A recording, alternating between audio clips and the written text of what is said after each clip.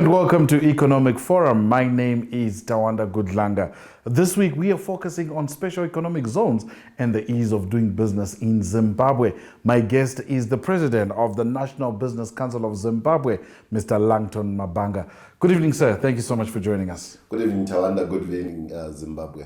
Now, you've been part of the delegation that has traveled with the president. We've heard him articulating the strategy that he wants for Zimbabwe in order for it to become a middle-income country by 2030. And one of those issues is Zimbabwe is open for business. We've also heard the issue of special economic zones. In your view, has the president been very, very articulative when we talk about special economic zones? Thank you, Tawanda. The president has been very articulative about the grand vision about transforming Zimbabwe's economy to second income to middle income economy. First and foremost, let me reiterate that the vision of the president is within realism. I really want to concur with him that whatever the president is saying, it is attainable, it is achievable. First and foremost.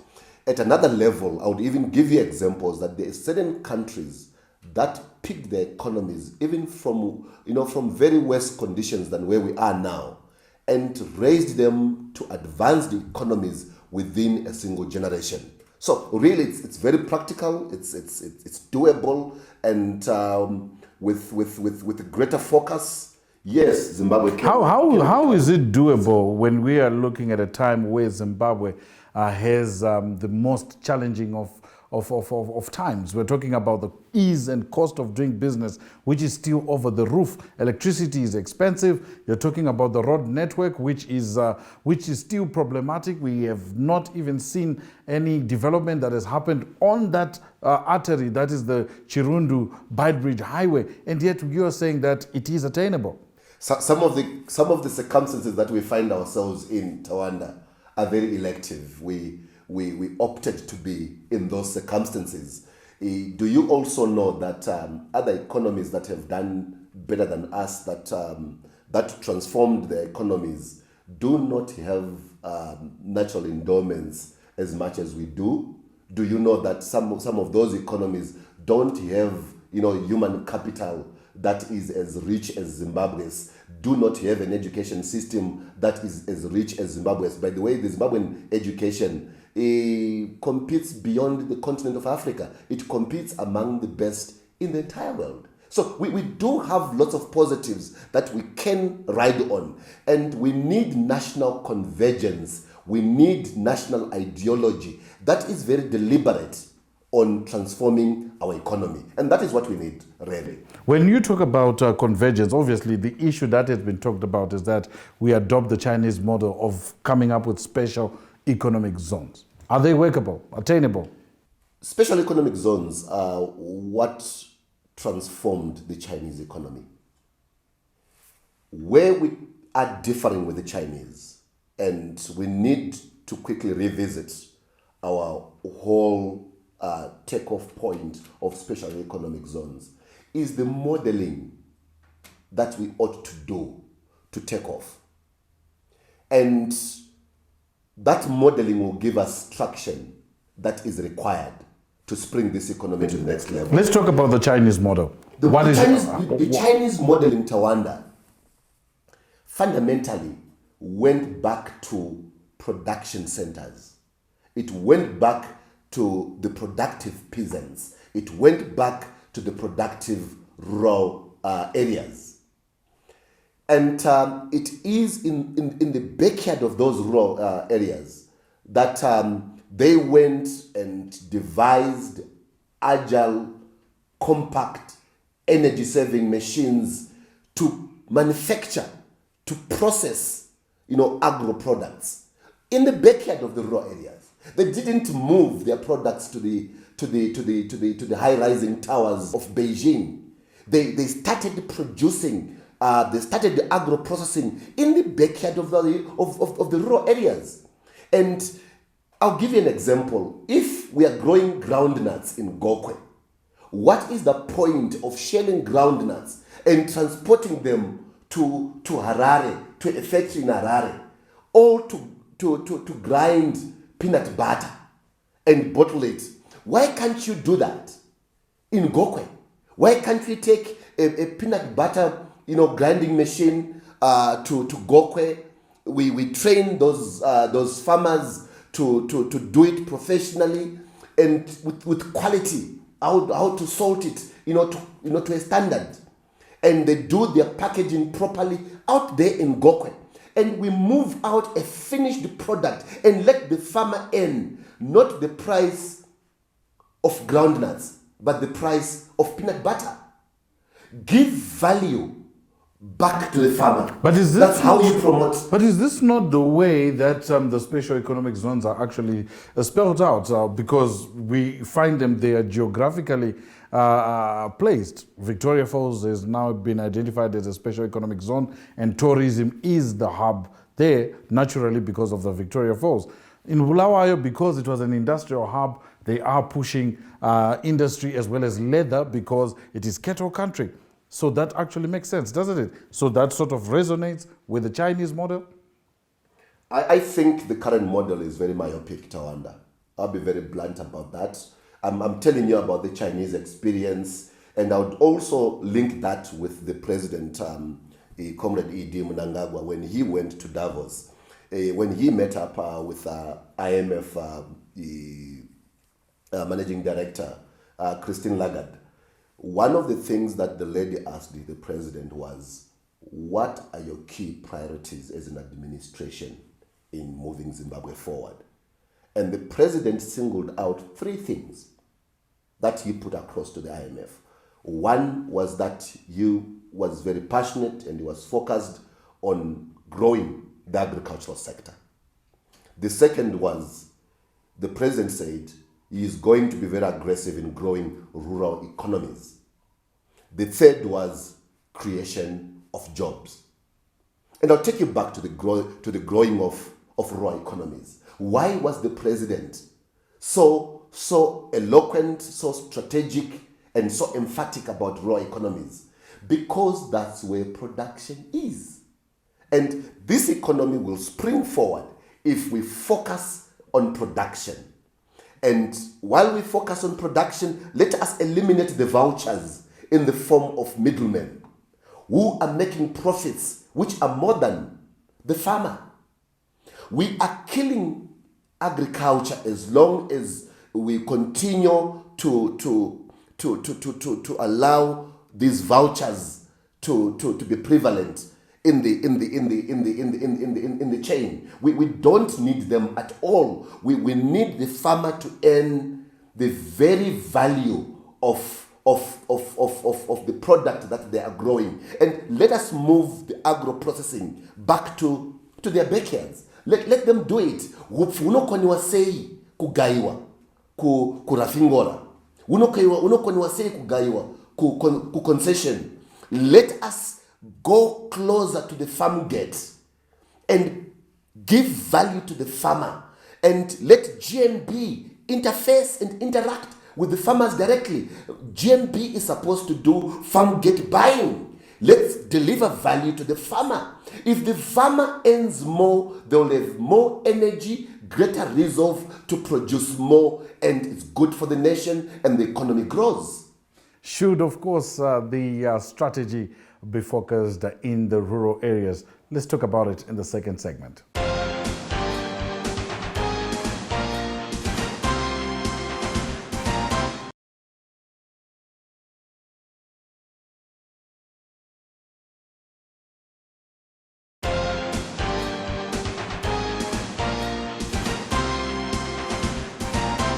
Welcome back. This is Economic Forum, where I have Mr. LANGTON MABHANGA, who is the president of the National Business Council of Zimbabwe, as we talk about the ease of doing business in this new dispensation, and of course taking a look at special economic zones. So you were saying that we need to actually take the business to the rural areas in order to develop it. But you can't run away from the infrastructure that has been developed over the years, particularly from colonial times right through into the post-independent Zimbabwe.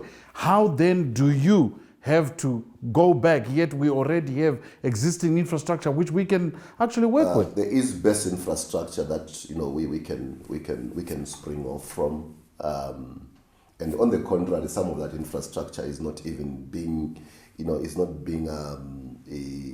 made useful to the reindustrialization direction of the economy. And as much as even the president's desire is focused at, I'll give you an example, Tawanda. Do you know that there are new investors who are coming into the country at the moment, who are having to find ground to construct new structures? And on the other hand, we do have a lot of industrial shells that have become literally void and empty because those entities have closed down. So we are going to be stuck with dead capital. The companies that are going to be stuck on their balance sheets with dead capital, while new businesses are directing, appropriating resources towards construction of factory shells, which resource could have gone straight into production or customizing existing shells to match their production lines. And this is strategic linkages that could be created, that could be facilitated by boards such as special economic zones, where you have a database of companies that have got shells that are willing to let go either as equity or at a straight sale. But are they willing to let go? Aren't they being kept for speculative reasons or any other reason that someday they might resuscitate the operations? In accounting, Tawanda, look, it's fatal to keep debt capital on a balance sheet, where you do have an option of liquidating that and making money available for the business or for expansion or for retooling. Look, it's not strategic to keep that debt capital. So to say that they're not willing, look, might probably be too judgmental on them. What is important is even to provide that strategic enlightenment to them that, look, while you do have this factory shell which is just sitting, there is a prospective investor who has come into the country, who's willing to partner with you on the basis of the infrastructure that is already existing, that you own, and they're willing to convert that into your equity, into their venture, or they're willing to offer you value for your facility. Surely, look, that way we are also managing our space as an economy. Mind you, space is going to be of higher value the more we expand and grow our economy. So we need to manage our space. Densification is critical in the growth of the economy. And it's important that we do have very strategic management of the ecosystem that is going to trigger this economy to move forward. And part of that ecosystem is that the boards that have been mandated to carry out certain economic reconstruction activities do engage and wholly engage in a way that drives the economy. Let's talk about the role that the Special Economic Zones Commission is supposed to be playing, given the fact that already we know there's a chairman in the form of Dr. Gideon Gono. He's also appointed a CEO in that regard. A secretariat has been set up, but we haven't seen much traction on the ground. What could be the impeding factors?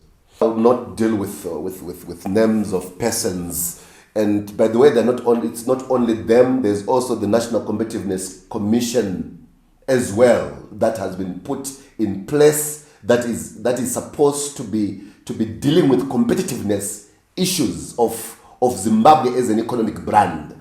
That is, look, whose traction we've not seen apart from them being turned into price policing units which is very peripheral, really, if you compare it to the broader mandate that they are supposed to occupy.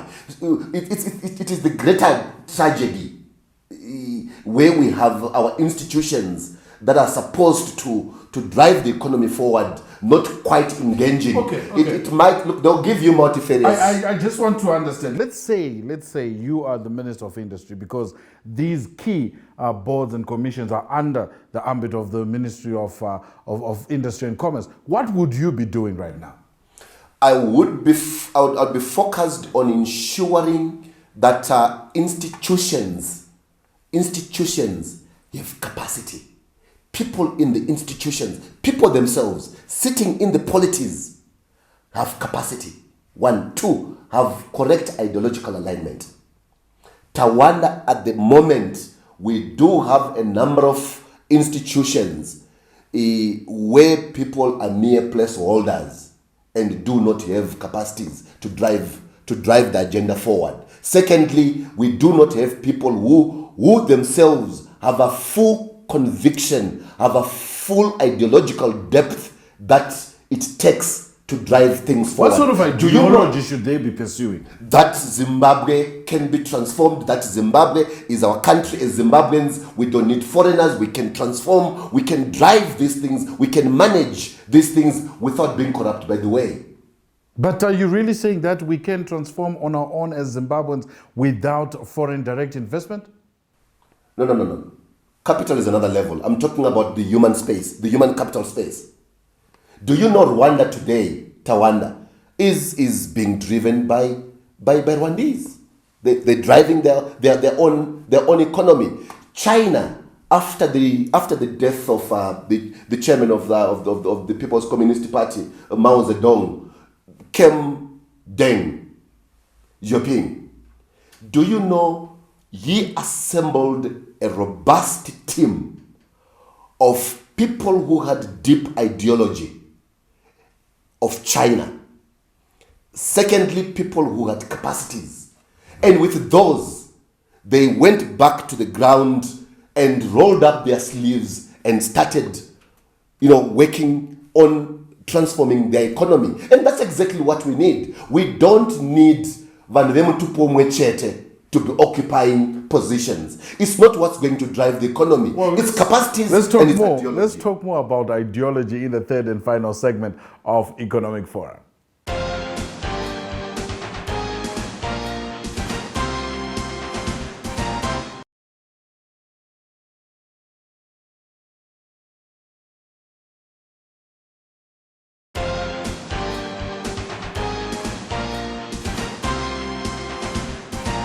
Welcome to the third and final segment of Economic Forum, where we are discussing the ease of doing business and, of course, our special economic zones. And with me is Mr. LANGTON MABHANGA, who is the president of the National Business Council of Zimbabwe. Before we went to the break, you were articulating the issue of ideology. What is it that you expect as an ideology coming from Zimbabwe? Ideology, Tawanda, is a national a consensus that realizes that we have an economy that affects everyone, that affects every Zimbabwean, that we have to rebuild. It's our nation, it's our country, it's our economy. Let's work on it, regardless of political affiliations, color and creed. That space, Tawanda, inhibits politicians who go out of this country with contrariant messages that do not support national building. That same scope, Tawanda, inhibits oppositional politics that is occupational in terms of conveying contrariant and anti-national messages to supposed partners who can come into the country. That absence of ideology inhibits development in a country. Maybe it's also because of the relationship between the business and government itself, because you do find that private sector has also played a role in even political issues in the country. I agree with you that even some of our colleagues in business, there are those that would say one thing, during the day here, and midnight when they're out of the borders, they're seated, with their principals elsewhere. They convey very different messages. Achieve consensus? That's why I'm saying ideology, by the way, Tawanda is not just for politicians.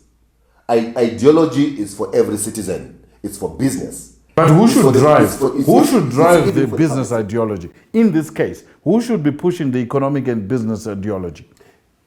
All of us in the private sector, all of us in the public sector, all of us in the social services, we need to have ideology. Even our cabinet needs ideology. Just quickly put a litmus test. The Yes. ideology that the president has been driving in Zimbabwe is open for business. Have all the stakeholders been singing this song? Because already we could take it as an ideology that Zimbabwe is open for If business. all elements had come on board, with the President Tawanda, we would have been miles ahead, thousands of miles ahead. We all not in sync. Not all of them are in sync. Mind you, look, since the new dispensation, how many contrarian messages have we read about, have we seen on social media, in public media? How many of them, how many leaders from this country have we seen going out of the borders of this country to talk negative about their own country? Things that people could even sit on the table within your home and discuss. But people see value in exporting, contrarian messages. Some of them even false. The question is the table there for negotiation? Is the president, the current president, ready to get the views, the opposite views, the opposition views that are actually coming from both politics and business? Tawanda, the open-handedness demonstrated by His Excellency the President Idi Mnangagwa since the 24th of November to this day is rare, not just in Zimbabwe, not just in the Zimbabwean history, but on the African continent. President Mnangagwa is cutting a rare template of servant leadership, of transformational leadership. It's so easy. A prophet is quite often, rejected in his own home. But the trajectory that the president is on at the moment is a revolution on its own. But let's quickly talk that about will affect more than. But let's talk about the DGIG deal, the Transnet deal, where we are told that the locomotives do not conform to the gauge that is on our railway tracks. So can we trust the foreigner to actually be fronting the infrastructural development of the country? In terms of directional issues, President Idi Mnangagwa is spot on directional issues. In terms of management, which does not sit with the president, it sits with those mandated by the president to manage. Planning issues, it sits with those mandated by the president to do those. Surely the minister can give us answers to that, not the president. We need acute planning, acute public management, which has been one of the biggest poverty that our economy has incurred over years. We need, I think, smarter public management systems. If you go on paper, if you go on the public on the public sector organograms, we're probably one of the best on the continent. By the way, Zimbabwe is used by a number of countries in terms of public sector structures, but in terms of populating those structures, in terms of public management systems of our processes, we found wanting, and we ought to do that, such that at least we move in sync with the vision of the president. The vision of the president needs to be supported.